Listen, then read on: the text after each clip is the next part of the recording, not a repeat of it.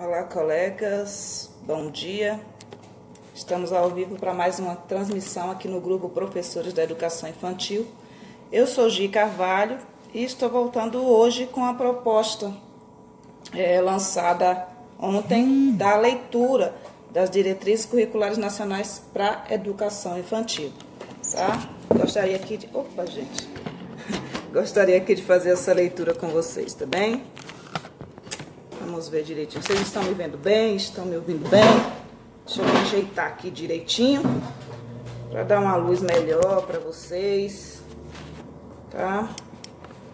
Hoje está um pouquinho difícil aqui a questão da luminosidade, mas acho que o que vale mais é a leitura do conteúdo em si do que a minha imagem. Então, quem vai chegando aí, que não acompanhou a live de ontem, que ainda não acompanhou essa leitura e quer pegar a live de ontem, olha só, a gente colocou lá no canal, lá no YouTube. A live tá aqui também no grupo. Boa tarde, Giane. Boa tarde aqui no Brasil, bom dia, Giane. E vamos lá, deixa eu me organizar aqui para que a gente possa fazer essa leitura. Deixa chegar mais gente, né? Pessoal, vamos ver quem tem paciência de esperar os colegas chegarem. Eu vou deixar aqui, bom dia, Eliane Porto. Eu vou deixar aqui, ontem nós lemos até a página 20. Não foi isso? Nós lemos até a página 20 das Diretrizes Curriculares Nacionais para a Educação Infantil. E hoje nós prosseguiremos aqui com a leitura das outras páginas. Vamos lá?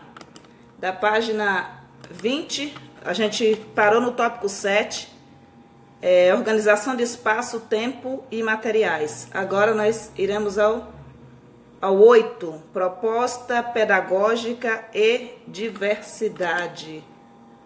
Giane está onde, Giane? Está na Itália? Na Itália, né? Se não me engano. Né? Às vezes esqueço o horário. Exatamente. Aqui no Brasil ainda é o período da manhã.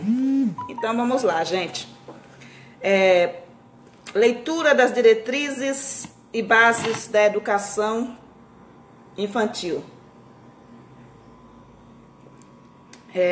Diretrizes curriculares nacionais para a educação infantil. Desculpa aí, viu, pessoal?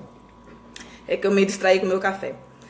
Leitura das diretrizes curriculares nacionais para a educação infantil, página 21, proposta pedagógica e diversidade. As propostas pedagógicas das instituições de educação infantil deverão prever condições para o trabalho coletivo e para a organização de materiais, espaços e tempos que assegurem o quê? O reconhecimento, a valorização, o respeito e a interação das crianças com as histórias e as culturas africanas, afro-brasileiras, bem como o combate ao racismo e à discriminação. Nós já falamos aqui no grupo exaustivamente sobre o combate ao racismo e à discriminação. Já falamos exaustivamente sobre a necessidade e até a lei federal que estipula que nós trabalhemos com a cultura afro-brasileira. E, não obstante falarmos tantas pessoas ainda se recusam por conta do preconceito em relação a essa cultura. Giane, o material você consegue ler online, sim. É um material que está disponível lá no portal do MEC. Eu deixei o link aí ontem. Eu coloquei lá no meu site e deixei o link para que vocês possam ter acesso a esse material. E não obstante falarmos tanto da necessidade do trabalho com a cultura afro-brasileira e do combate ao racismo e à discriminação, ainda muitas pessoas fogem desse assunto. Seja pela questão das suas crenças, da sua religiosidade, seja pelo seu preconceito velado, mas está aí, nas diretrizes, tá? Como uma proposta pedagógica à diversidade. Que assegurem, 2, a dignidade da criança como pessoa humana e a proteção contra qualquer forma de violência física ou simbólica e negligência no interior da instituição ou praticadas pela família, prevendo os encaminhamentos de violações para instâncias competentes. O que é que a gente pode entender nessa questão de assegurar a dignidade como pessoa humana dessa criança. Muitas vezes a criança ela é negligenciada pela família. E ela chega ao espaço escolar e o professor verifica que essa criança, por exemplo, que é algo bem comum, verifica que essa criança chega suja no espaço escolar. Essa criança é retirada da cama, ainda nas fraldas, e levadas para a escola. O que é que se espera da instituição de ensino? O que é que se espera do professor? O que é que se espera do gestor? Que garantam que essa criança tenha dignidade, que essa criança seja protegida e que essa criança não seja negligenciada. O que é que ele faz? Encaminha as violações para as instâncias competentes. A orientação está aí, nas diretrizes curriculares nacionais para a educação infantil. O problema é que, como eu costumo falar, e alguns colegas ficam meio chateados, é que a gente ainda vê a nossa profissão de forma bem romântica. Apesar de nós falarmos que não somos babás, muitos de nós ainda se comportam como se fossem babás. Mas até babás buscam formação. Vocês veem aí o programa da Super Nani? É uma babá que tem uma formação maravilhosa e que ensina as pessoas como lidarem com seus filhos. Nós temos aí a Super Nani americana, como é que é o nome dela?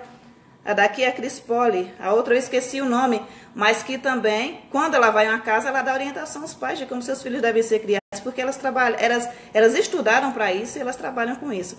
Então, assim, eu acredito que quando a gente faz a comparação de dizer que nós não somos babás, nós estamos também dizendo aí que as babás são reais cuidadoras. Mas até as babás procuram formação.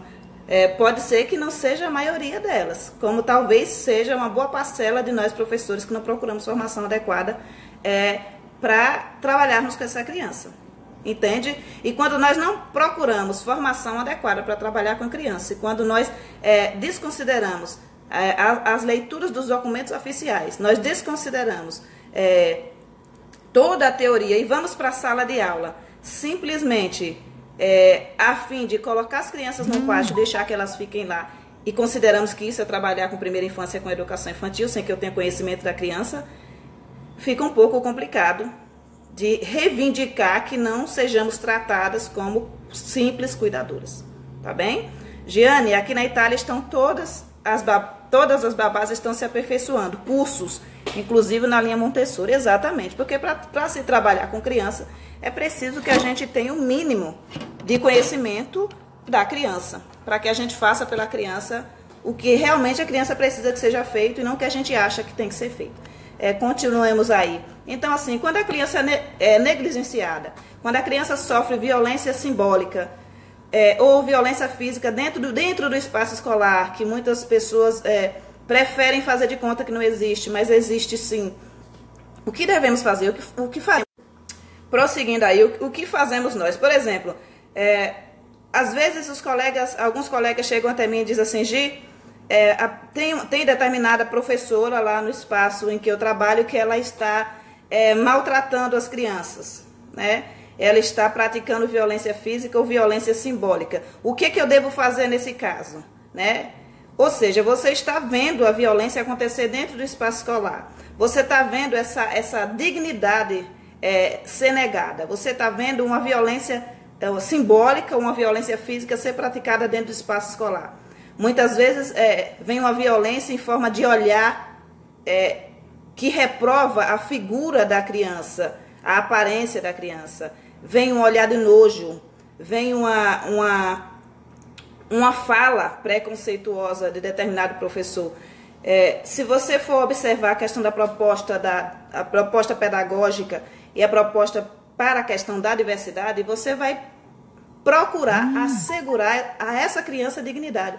Não vai importar aqui o gestor, não vai importar aqui o professor, vai importar a dignidade da criança. Ou seja, essa criança está sofrendo violência, eu, enquanto educador, enquanto pessoa adulta, que sabe o que fazer para que essa criança não passe por esse constrangimento, eu devo fazer alguma coisa. Se eu fico parada, sentada, simplesmente olhando o meu colega ferir uma criança, seja fisicamente ou psicologicamente, eu estou sendo conivente com aquilo que ele está fazendo. Logo, eu também sou responsável por aquilo que ele está fazendo. Tá bem? Então, cabe aí denúncia. Se não uma denúncia que você se exponha uma denúncia anônima. Agora, algo precisa ser feito para que a criança tenha assegurado esse direito à dignidade humana. E você não precisa nem ser professor e nem ter lido a DCNE para poder ter esse posicionamento. Tem uma criança sendo maltratada na escola, denuncie. Tem uma criança sendo negligenciada na escola, denuncie. Ou você chama o gestor a responsabilidade para que ele faça um encaminhamento, porque uma criança está sendo negligenciada pela família. E se o gestor não fizer um encaminhamento, cabe aí uma denúncia anônima para as instâncias competentes. Acione o conselho tutelar de forma anônima. E para que a criança tenha esse direito assegurado. Compreendido? Essa foi a proposta pedagógica e diversidade na educação infantil. Agora a gente vem aqui para o ponto 9. Proposta pedagógica e crianças indígenas. Não é uma realidade de maioria das escolas brasileiras, por assim dizer. Mas se você tem crianças indígenas na sua escola, por exemplo, você vai negligenciar a cultura dessa criança? Vamos ver o que a proposta pedagógica fala em relação à criança indígena. Garantida a autonomia dos povos indígenas na escolha dos modos de educação de suas crianças de 0 a 5 anos de idade. As propostas pedagógicas para os povos que optaram pela educação infantil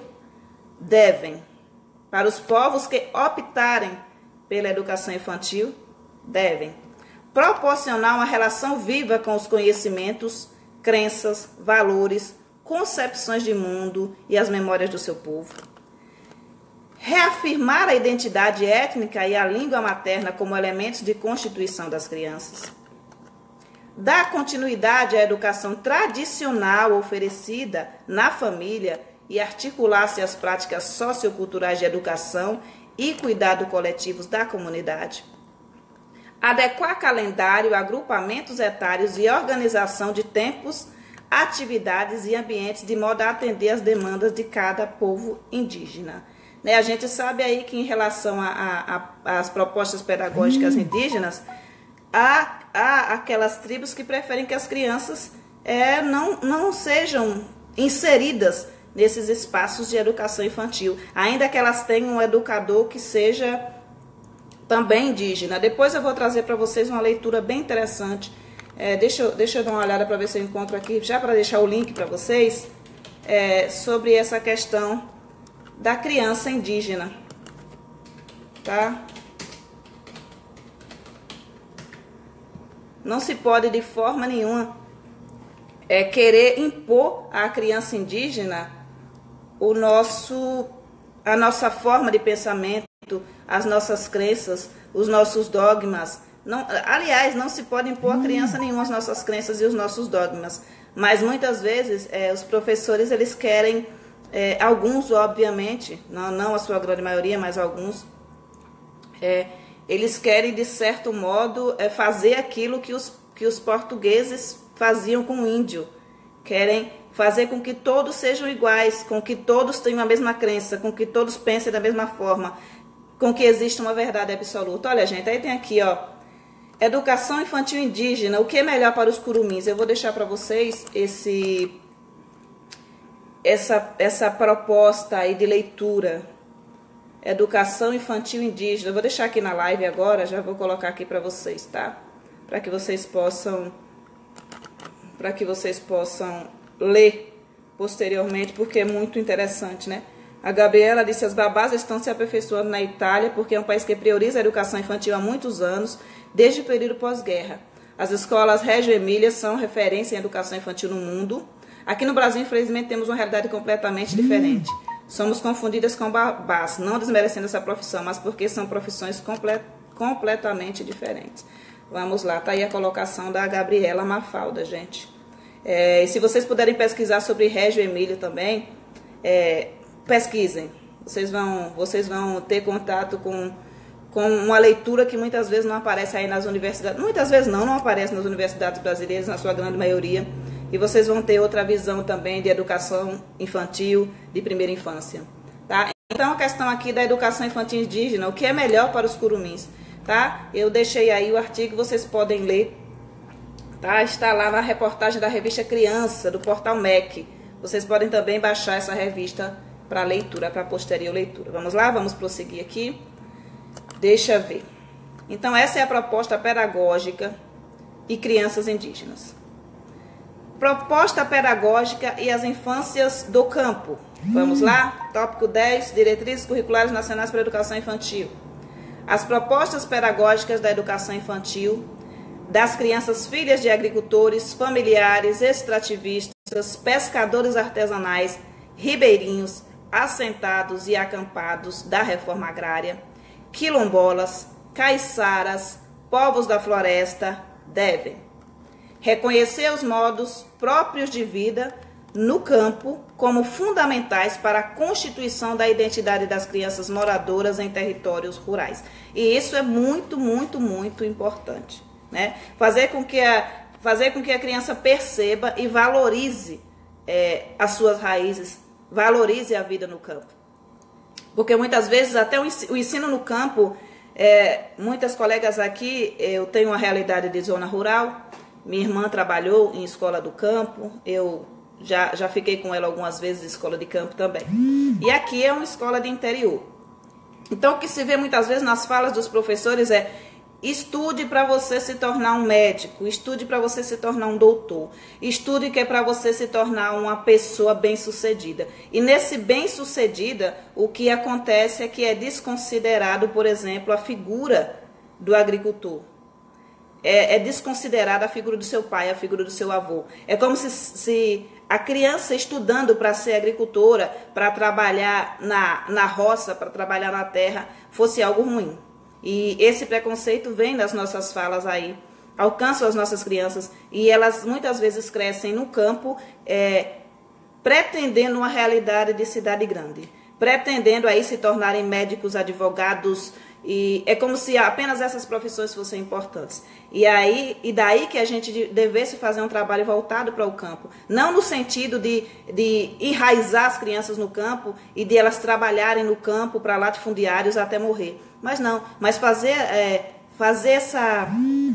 essa reflexão com eles da questão da exploração, da questão de onde vieram os seus pais, por que os seus pais precisavam ir morar em outras cidades, porque hoje os pais não precisam tanto sair para a cidade para trabalhar, porque é importante trabalhar com a terra, porque é importante saber como cultivar, porque é importante cuidar, por exemplo, aí nas práticas da horta da escola, como é importante você cuidar da alimentação e como é uma profissão tão digna e uma profissão que muitas vezes que sem ela você não consegue viver. Se não existe agricultor, se não existe quem plante, se não existe quem cultive o alimento, a gente morre de fome.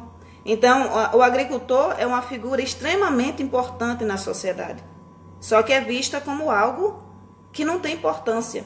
E principalmente para os territórios rurais, é preciso que a criança, desde muito cedo, tenha essa compreensão da importância da figura dos seus pais, dos seus avós, da importância que eles têm no contexto social, tá bem? Então vamos lá. Ter vinculação inerente à realidade dessas populações, suas culturas, tradições e identidades, assim como as práticas ambientalmente sustentáveis, o que é muito interessante, essa valorização dessa cultura local, dessas tradições locais. Flexibilizar, se necessário, flexibilizar calendários, rotinas e atividades, respeitando as diferenças quanto à atividade econômica dessas populações. Eu lecionava, por exemplo, e algumas colegas aqui lecionavam numa comunidade um pouco distante daqui, onde aos sábados a gente tinha feira aqui. Nas segundas-feiras eles iam para uma feira numa cidade vizinha. Ou seja, era impossível fazer uma escola funcionar na segunda-feira pela manhã. E a Secretaria de Educação queria fazer a todo custo com que as escolas que eram mais próximas do outro povoado, que tinha feira na segunda-feira, participassem do calendário que era feito aqui para a cidade de Tucano. O que aconteceu na época, na minha turma de Educação de Jovens e Adultos, não era Educação Infantil, eu conversei com a comunidade e a comunidade disse: olha, nós vamos para a feira, às vezes nós vamos vender umbu, vamos vender a nossa farinha, então nós estamos o dia inteiro na feira, à noite não dá para a gente ir para a escola. Por que as crianças não iam para a escola? Porque os seus pais iam para a feira. Muitas vezes levavam essas crianças. Então, a realidade dessa comunidade era uma realidade totalmente diferente da realidade de quem morava aqui mais próximo à cidade de Tucano. Chamamos a coordenadora sentou-se com ele e começou a explicar da necessidade deles estudarem segunda-feira à noite. E eu fiquei do lado da comunidade e a comunidade se colocou, né? Era a realidade deles. Eles precisavam de um outro calendário. Eles precisavam que fosse observado que na segunda-feira eles trabalhavam. E muitas vezes os calendários eles não são feitos de modo... eles não são flexíveis, eles são feitos e são positivos. E é preciso também estar atento a isso, né? Para flexibilizar o calendário e as rotinas e as atividades, né? Para respeitar essas diferenças, né? Valorizar e evidenciar os saberes e o papel dessas populações na produção de conhecimento sobre o mundo e sobre o material, sobre o ambiente natural. Prever a oferta de brinquedos e equipamentos que respeitem as características ambientais e socioculturais da comunidade. Então, esse para mim é um tópico extremamente necessário e que precisa ser refletido pelos colegas que trabalham aí com a educação no campo, tá? Tem comentário aí, gente? Vamos ver aí do tópico anterior. Eu gosto dessa interação com vocês. Eu gosto que vocês coloquem façam as suas colocações, tá? Acho que isso enriquece a nossa leitura. Vamos lá. Vamos lá aqui. Gabriela, a criança indígena deve ser educada, alfabetizada sim, mas não pode permitir que sua cultura e seus costumes sejam perdidos. Aí, eu deixei o artigo aí, tu lê, Gabriela? Tu lê pra gente, pra você ver direitinho, assim, outros posicionamentos acerca da educação infantil, né? Para a educação indígena. A fala dos povos indígenas mesmo. Bom dia, Gi, suas lives são enriquecedoras. Obrigado, Carla, do Carmo. Gabriela, como se criança fosse obrigada a fazer êxodo rural. O trabalho no campo é de muita importância, mas precisa de empoderamento. Exatamente. Giane, realmente a educação infantil na Itália é boa, mas depois as crianças se deparam com uma escola extremamente tradicional. Vamos ver aqui, Giane. Que Giane está na Itália, gente. Ela está nos dando uma realidade aí de outro país, uma realidade que ela está vivenciando, uma realidade que ela está vivendo, né? Que a gente sabe de ouvir falar, sabe de fazer leituras. Vamos ver a fala de quem está lá. Realmente a educação infantil na Itália é boa, mas depois as crianças se deparam com uma escola extremamente tradicional e não toda Itália que tem essa educação top. Conheci algumas escolas aqui, pior que no Brasil. Assim que conseguir me organizar, eu quero compartilhar com vocês o que vi aqui de bom e ruim. Experiências como mãe de um menino de 5 anos, daquilo que eu ouço dos colegas aqui. Então, Giane, o espaço está aberto aqui. Quem sabe você possa aqui fazer uma live para poder nos mostrar que há outras realidades também na Itália, que o lado de fora do Brasil não é o céu, né? Então, a gente precisa também ter essa visão de que nós temos dificuldades aqui, mas essas dificuldades não existem só aqui. Nós temos um entendimento de educação infantil, às vezes muito superficial, muito raso, mas também essa não é uma realidade de todos os professores brasileiros, né? E a gente tenta contribuir com isso fazendo o que nós estamos fazendo aqui. Muitas vezes o professor não trabalha 2 períodos e o tempo dele para leitura é muito pequeno. Se ele puder parar para ouvir uma live, para ouvir uma leitura, para ouvir algumas considerações, eu acredito que vai ser importante para ele. E por isso essa iniciativa aqui, tá? Práticas pedagógicas da educação infantil, eixos do currículo. Vamos lá? Vamos vir para essa parte aqui que é tão gostosa, eixos do currículo. As práticas pedagógicas que compõem a proposta curricular da educação infantil devem ter como eixos norteadores as interações e a brincadeira. Então, acho que quem colocou isso foi a colega, acho que foi colocado na live de ontem. Acho que Gabriela Mafalda colocou isso na live de ontem, já antecipou essa leitura, né? As práticas pedagógicas que compõem a proposta curricular da educação devem ter como eixos norteadores as interações e a brincadeira, e garantir experiências que promovam o conhecimento de si e do mundo por meio da ampliação de experiências sensoriais, expressivas, corporais, que possibilitem movimentação ampla, expressão da individualidade e respeito pelos ritmos e desejos da criança. Gente, nesse tópico que é tão pequeno tem um mundo. E nesse tópico tem um mundo que muitos colegas ainda não querem entender, não querem compreender, não querem aceitar. Promova o conhecimento de si mesmo.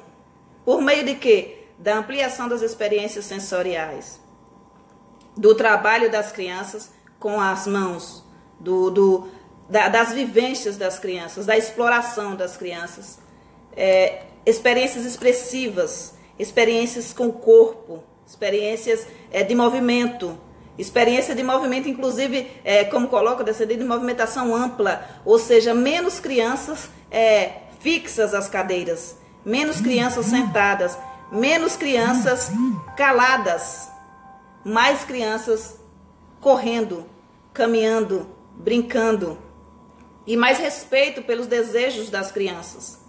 E isso é um choque muito grande para muitos colegas, porque para que você compreenda que a criança necessita desse movimento, desse respeito ao seu ritmo, desse respeito às suas falas, é preciso que você tenha uma compreensão do que é a criança de acordo com o DCNEI.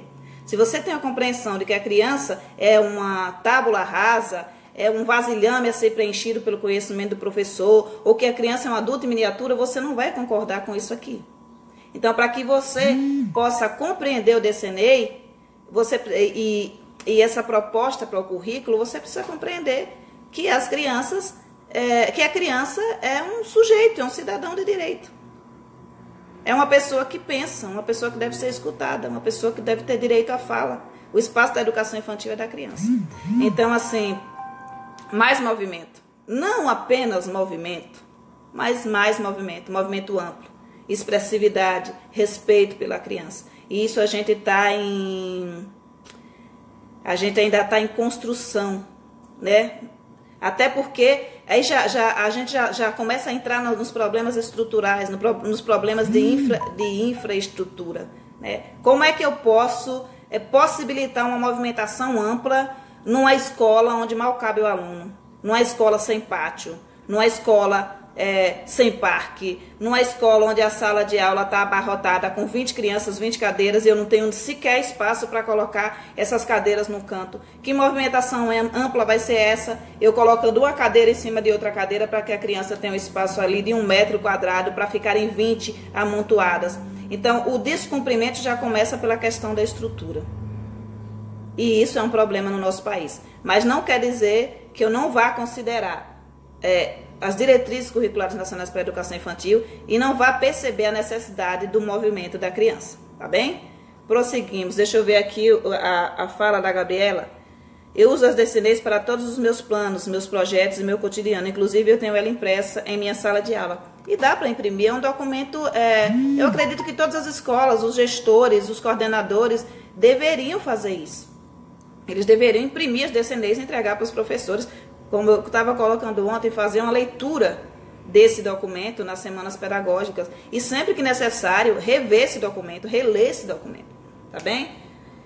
Giane, recomendo ler O Pensamento da Criança, de Maria Montessori. Fala bem sobre como vemos e como é a criança. Montessori tem aí contribuições extraordinárias. Se vocês não conhecem ainda, lá no YouTube, procura o canal Lá Montessori, tá? Vocês vão ter vídeos ali espetaculares falando sobre os livros de Montessori, dando indicações. Um livro de Montessori muitas vezes é até difícil de ser encontrado aqui no Brasil. Já procurei alguns e fiquei aqui dias me acabando tentando conseguir comprar algum. Mas assim, vão lá Montessori. Tem um vídeo que eu compartilho sempre aqui com os colegas sobre castigos e recompensas. E infelizmente os colegas não param para ver muito. Talvez seja necessário a gente abrir uma live, por isso que as lives são importantes, que a gente alcança mais gente. Prossigamos. Garantir experiências que possibilitem às crianças experiências de narrativa, de apreciação e interação com a linguagem oral e escrita e convívio com diferentes suportes e gêneros textuais, orais e escritos. Eu acredito que pelo menos esse tópico aqui do currículo está sendo bem privilegiado por conta dos colegas gostarem tanto da questão da contação de história. Então, eles vêm aí com a contação de história, depois abrem essa roda de conversa onde as crianças podem expressar-se, né, oralmente. Eu falava ontem numa live lá no nosso canal do YouTube sobre também a questão da escrita na educação infantil, sobre as práticas de escrita na educação infantil que ainda são negligenciadas. E depois vocês podem dar uma olhada lá no canal, gente, e deixar suas contribuições, porque a linguagem nós devemos privilegiar a linguagem oral e a escrita, e não apenas a linguagem oral. Então a criança ela vai se expressar fazendo suas narrativas, ela vai colocar sua expressão acerca das histórias lidas, mas ela também precisa fazer o registro disso. E muitos colegas aí desconsideram totalmente o registro da criança. Que seja um registro em forma de desenho, que seja um registro em forma de garatuja, que seja um registro, de alguma forma, um registro escrito, tá? Então, eu vou deixar aqui o link da live para vocês, se vocês quiserem também acompanhar lá depois. Vamos prosseguir aqui, tá? Então, eu acho que pelo menos esse tópico, tá? Os diferentes suportes de gêneros textuais e convívio com diferentes suportes de gêneros textuais, orais e escritos. Então, acredito que nos gêneros textuais a gente tem muito conto, e aí vem aí o gênero receita, que é bastante utilizado também pelos colegas. Mas a gente deve procurar outros gêneros. Então, nós temos fábulas. Outro dia a colega falava que não contava história que tivesse mentira para as crianças, ou seja, ela deixava de lado as fábulas. E as histórias onde os bichos falam, e as histórias do folclore nacional que falam sobre Saci-Pererê, sobre Curupira e tudo mais. Eu acredito que a DCNEI já deixa claro gêneros textuais, diferentes suportes e gêneros textuais, e não apenas os gêneros textuais que nós consideramos interessantes, tá bem? Então vamos lá. Garantir experiências que recriem em contextos significativos para as crianças relações quantitativas, medidas, formas e orientações espaço-temporais, o que é muito interessante. Precisa ser revisto também. A gente tem deixado muito a desejar nesse quesito. Que amplia a confiança e a participação das crianças nas atividades individuais e coletivas. E esse é um tópico que é muito tocado aqui no grupo e que sempre que é tocado há certo constrangimento de alguns e alguns colegas recebem como se fosse uma crítica destrutiva ao seu fazer pedagógico, e não é. É apenas uma colocação daquilo que as DCNEIs deixam claro. A criança, ela precisa ter uma participação nas atividades. Ou seja, a atividade ela deve ser planejada pensando na criança, mas a criança ela deve participar ativamente, coletivamente, individualmente. Essa criança precisa ter voz, ela precisa ter fala, ela precisa participar das construções em sala de aula. Ou seja, a construção não deve ser uma construção do adulto para outro adulto, deve ser uma construção da criança. E a construção da criança muitas vezes é tida pelo adulto como algo feio, como algo esteticamente mal elaborado. Mas ali, na construção da criança, é que você pode ver o processo de desenvolvimento dela. Então, se o professor faz metade da atividade para o aluno, ele está cometendo um equívoco, porque a criança nunca vai valorizar o trabalho que ela faz, ou seja, ela não vai valorizar a sua própria construção, ela não vai considerar que é importante aquilo que ela faz. Por exemplo, se faz um carimbo de mãos e o professor estipula o que é que deve ser feito, e o professor pinta a mão da criança, o professor coloca a mão da criança sobre a folha e o professor finaliza a atividade, ou seja, qual é a participação dessa criança? Ela está cedendo apenas as mãozinhas dela para poder ter um trabalho bem elaborado, um trabalho esteticamente bonito, né? Porque eu acredito que o bonito seja o que seja feito pela criança, né? E as crianças devem sim ampliar, a participação da criança deve ser ampliada aí nas atividades individuais e coletivas. E se não fosse algo, se a participação da criança não fosse algo muitas vezes negligenciado, não estaria exposto aí nas DCNEIs, né? Como eu falei ontem, não foi uma pessoa, um grupo que criou esse documento. Esse documento ele veio sendo discutido e debatido e foi sendo elaborado com uma participação de vários grupos. Então a gente tem aí um documento norteador que foi feito de forma democrática e amplamente discutido, que muitas vezes é colocado dentro de uma gaveta, né? Garantir experiências que possibilitem situações de aprendizagens mediadas para a elaboração da autonomia das crianças nas ações de cuidado pessoal, auto-organização, saúde e bem-estar. Situações de aprendizagens mediadas para a elaboração da autonomia das crianças nas ações do cuidado pessoal, auto-organização, saúde e bem-estar. Simples esse tópico. Por exemplo, a gente tem um momento do lanche. Acabou o lanche, vamos escovar os dentes. Eu sei que não é a realidade de todas as escolas. Tem escolas que não tem aí nenhuma pia. Como é que você fala de higiene e de cuidado pessoal se não tem uma pia na escola para escovar um dente? Essa que é a realidade também. Mas vamos lá ao mundo ideal, ao que deveria acontecer. Se eu levo uma criança para escovar os dentes e eu coloco a pasta na escova de dente e eu escovo o dente dessa criança e só mando que ela cuspa, essa criança não está tendo respeitada aqui, esse tópico não está sendo considerado. Ou seja, essa ação deve ser mediada, ela não deve ser feita pela criança. Até o momento do banho, eu sei que é mais simples muitas vezes você pegar 20 crianças em duas professoras e dar banho em todo mundo.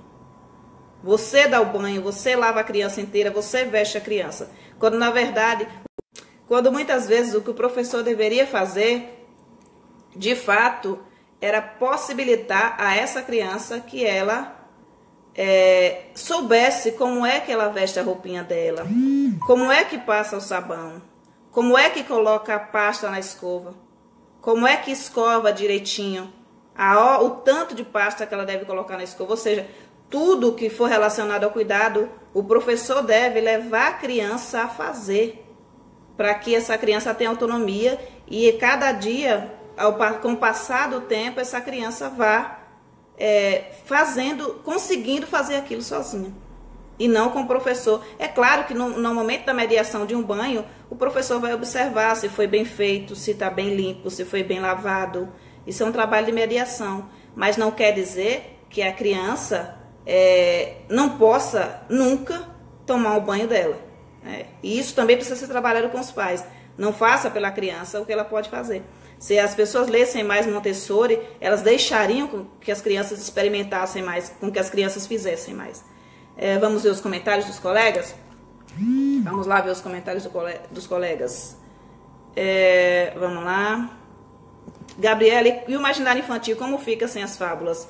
Supostamente não existe imaginário infantil. Infelizmente, alguns colegas, talvez por suas crenças, por seus dogmas, porque consideram que é uma mentira, e daí que a gente coloca assim, o que é verdade, qual é a verdade, a sua verdade absoluta, qual é a minha verdade, e por que não trabalhar fábulas, no que é que as fábulas vão acabar influenciando a criança para que a criança seja má, ou para que a criança não entenda o que é algo imaginário e o que é algo real, né?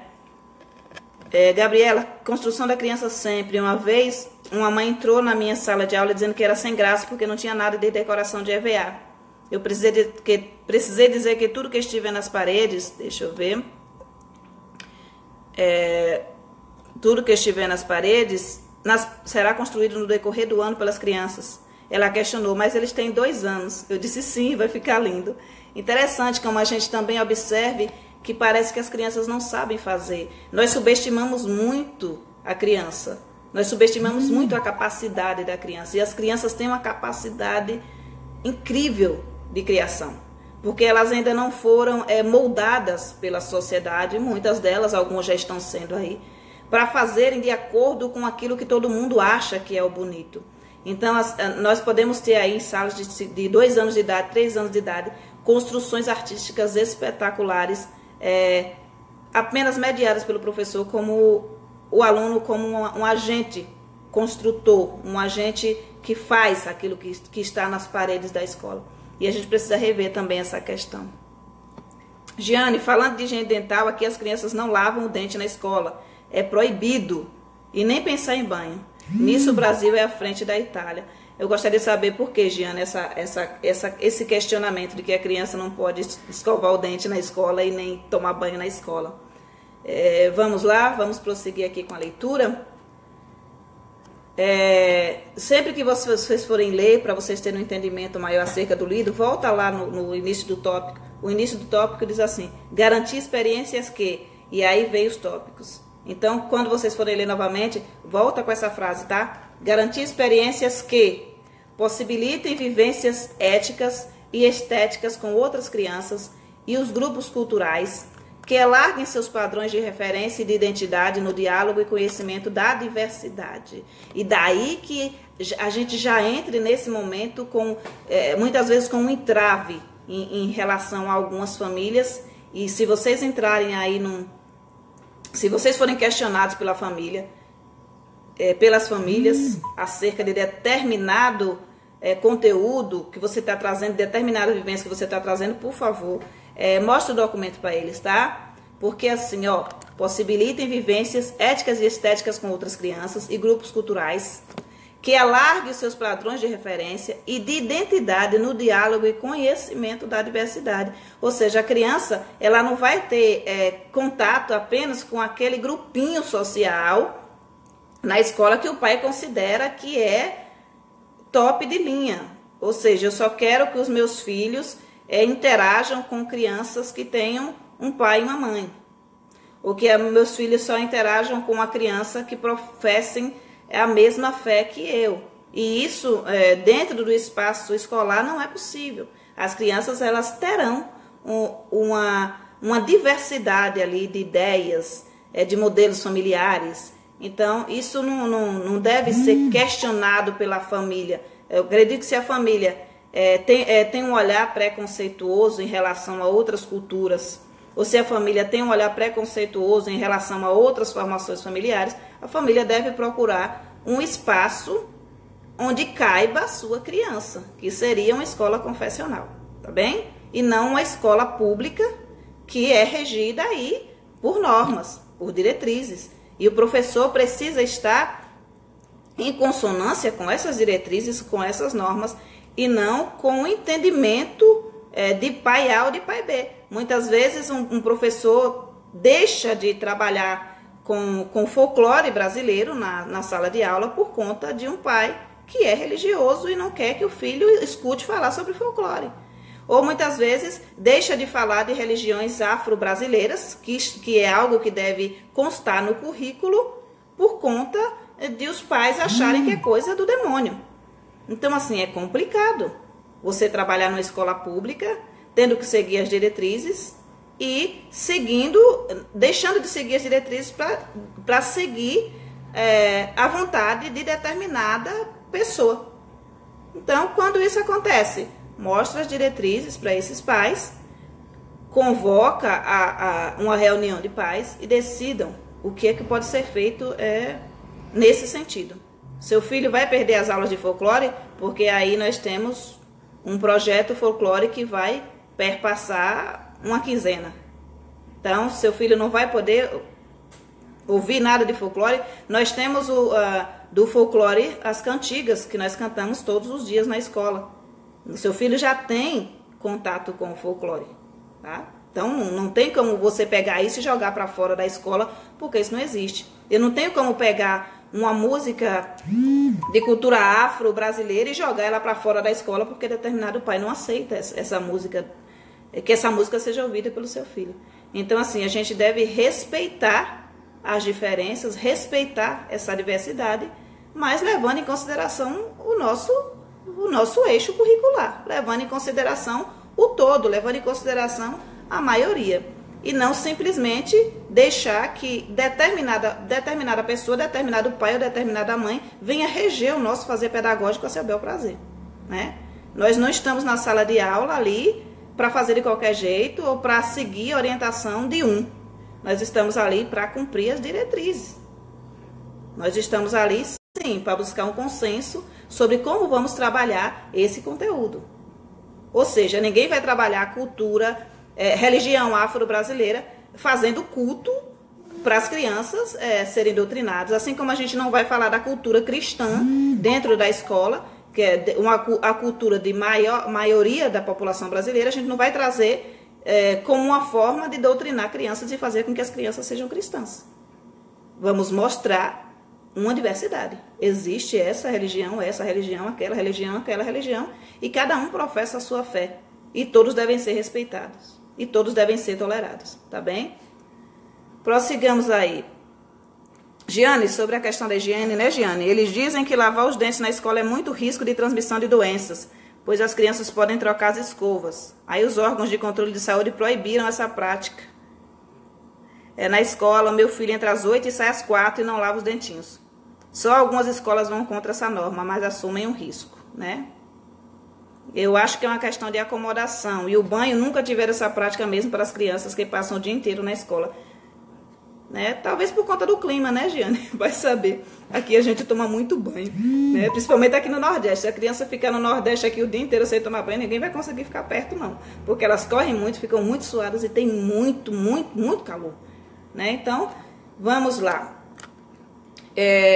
Garantir experiências que incentivem a curiosidade, a exploração, o encantamento, o questionamento, a indagação e o conhecimento das crianças em relação ao mundo físico e social, ao tempo e à natureza. Tópico claríssimo, né? Garantir experiências que promovam o relacionamento e a interação das crianças com diversificadas manifestações de música, artes plásticas e gráficas, cinema, fotografia, dança, teatro, poesia e literatura. Olha só que interessante esse tópico, quando a gente fala dessa questão de promover esse relacionamento e essa interação das crianças com essas diversas manifestações, né? Música, teatro, dança, poesia, literatura. O que a gente mais tem na sala de aula? O que a gente mais tem quando se fala em arte? Atualmente, crianças pintando, desenhando ou fazendo bichinhos com sucata. E a gente esquece aí do teatro. O teatro é quase nulo, né? A dança. O teatro ainda aparece ali numa encenação. A fotografia quase nunca aparece. A poesia, ela vem nas músicas e ela vem através dos livros, através da literatura. Mas a dança, por exemplo, a dança é um negócio que a gente já começa a pensar, peraí, quando que a dança pode entrar na escola, quando que a dança não pode entrar na escola? Ainda há um preconceito muito grande em relação à dança, né? Principalmente a dança no Brasil. A dança no Brasil, ela tem certa malemolência, ela tem certo rebolado, né? E às vezes a dança vem nas musiquinhas infantis, como a que eu estava citando essa semana, que é Rebola Chuchu, né? Que a criança rebola e cai. E muitas vezes há também um preconceito muito grande em relação a essa dança. O que eu acho que a gente pode pensar em relação à dança, por exemplo, a dança ela está presente em todos os grupos sociais. Nas coreografias das igrejas, por exemplo, você pode ver a dança, né? Que é uma dança mais voltada para o santo, para o sacro, uma dança mais voltada para Deus, mas ainda assim é uma dança. E aí a gente tem o samba, a gente tem o frevo. E quando é que essas práticas, quando é que essas danças vão sendo inseridas na escola? A gente tem o forró, né? Então, assim, pelo menos em junho a gente tem o São João, já que trabalhamos ainda tão fragmentados em datas. E algumas crianças podem dançar, mas não todas. Então, assim, eu acho que ainda deixa muito a desejar esse tópico aí nas escolas. Próximo, garantir experiências que promovam a interação, o cuidado, a preservação e o conhecimento da biodiversidade e da sustentabilidade da vida na Terra, assim como o não desperdício dos recursos naturais. E daí que a gente começa também a ter que observar as nossas práticas, né, na questão da preservação do meio ambiente. Como é que nós, por exemplo, pegamos um material tipo uma garrafa PET aí. E aí nós falamos, vamos reciclar esse material porque a gente está pensando no planeta. Só que eu pego e produzo com as crianças um material que não tem utilidade, um material que vai pro lixo. É isso que vai acontecer, ele vai pro lixo. Então o que é que acontece? Eu pego uma garrafa PET, que já é um negócio que vai demorar aí para poder se deteriorar. E eu ainda coloco cola e tinta em cima dela, ou seja, eu faço um produto ficar ainda mais resistente e jogo ele de volta no meio ambiente. Então a gente precisa repensar as nossas práticas. Quando nós formos fazer algo que utilize garrafa PET, que utilize qualquer outro material de sucata, a gente deve pensar também, peraí, como é que eu estou fazendo isso? De que forma eu estou fazendo isso?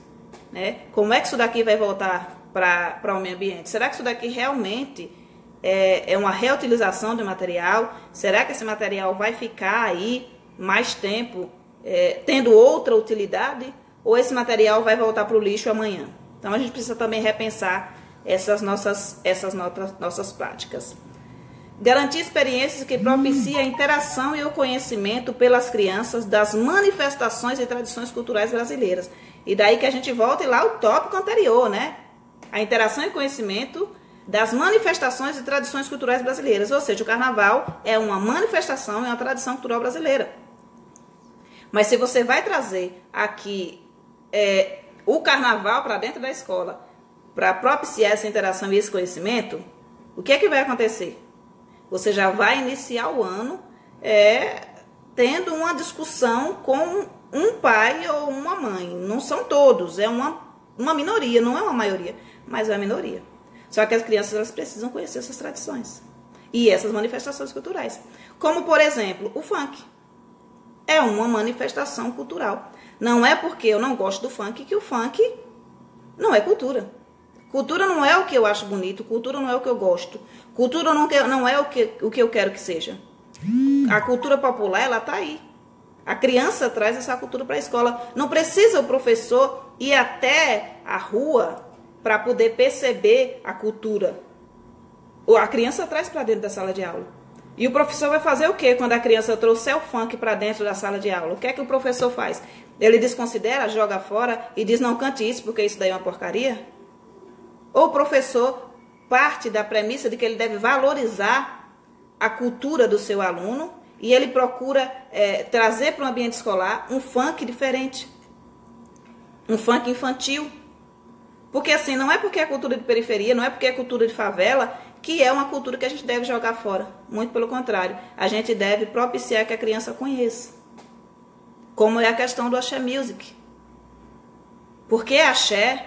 Porque é música do carnaval baiano, a gente vai jogar fora, a gente vai dizer assim, o carnaval da Bahia não vale nada e vocês não devem nem ouvir falar de carnaval na Bahia? Não, de forma nenhuma. As crianças elas devem ter conhecimento dessas manifestações culturais. Como é o frevo, como é a dança.